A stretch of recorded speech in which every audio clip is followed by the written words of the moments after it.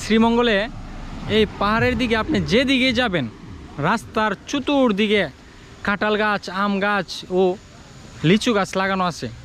এখন প্রশ্ন থাকতেই পারে যে রাস্তার আশপাশে চতুর্দিকে যদি গাছ থাকে তাহলে এগুলো তো মানুষ সাথে নিয়ে যায়, মানুষ এগুলো ধরেও না কেন? কারণ সব জায়গায় শুধু বাহির থেকে আমরা যারা আসি ঘুরতে আমরাই অনেক সময় অনেকে কি করে ধরে।